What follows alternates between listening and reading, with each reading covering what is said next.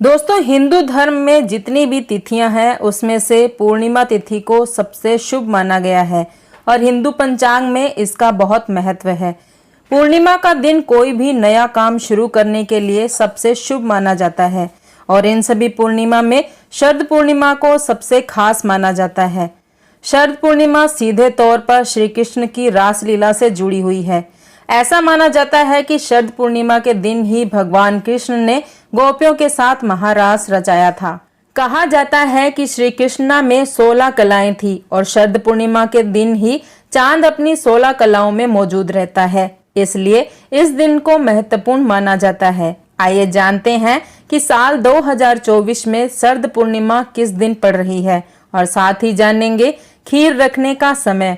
शरद पूर्णिमा पर खीर क्यों खाते हैं, खीर खाने के फायदे, शरद पूर्णिमा के दिन क्या करें और क्या नहीं करें। तो चलिए शुरू करते हैं। लेकिन उससे पहले अगर आप लक्ष्मी माता के सच्चे भक्त हैं तो वीडियो को लाइक करें और चैनल को सब्सक्राइब करके कमेंट बॉक्स में जय मां लक्ष्मी जरूर लिखें। तो चलिए सबसे पहले जानते हैं शरद पूर्णिमा की तिथि।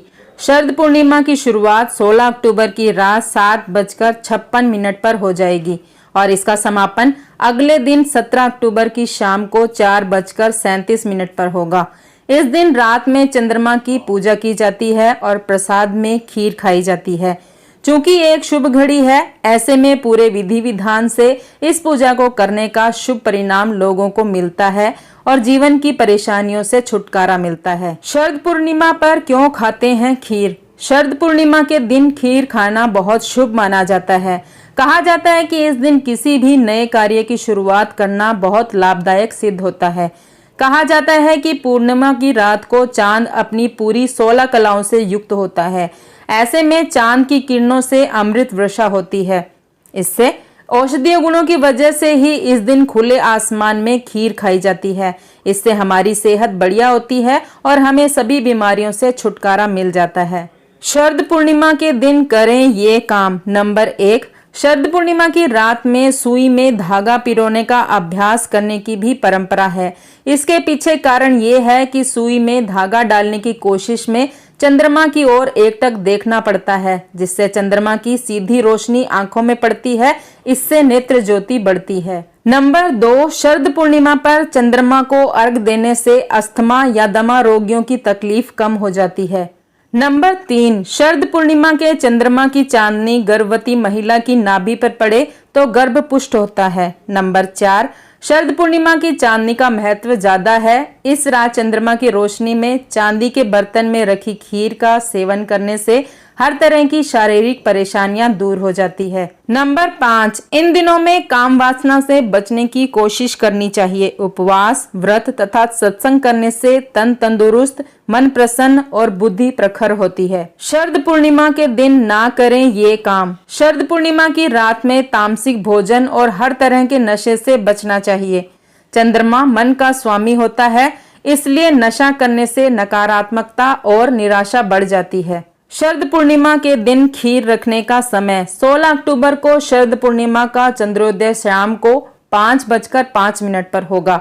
शरद पूर्णिमा की रात खुले आसमान के नीचे चंद्रमा की किरणों में खीर रखी जाती है। इस साल शरद पूर्णिमा पर खीर रखने का समय रात में 8:40 से है। इस समय से शरद पूर्णिमा का चंद्रमा 16 कलाओं से युक्त होकर अपनी किरणों को पूरे संसार में फैलाएगा। शरद पूर्णिमा की खीर खाने के फायदे। नंबर 1, शरद पूर्णिमा की खीर बनाकर आप लक्ष्मी माता को भोग लगाएं, फिर उसे खाएं। आप पर मां लक्ष्मी प्रसन्न होंगी। नंबर 2, शरद पूर्णिमा की खीर का सेवन करने से कुंडली में चंद्रमा मजबूत होता है।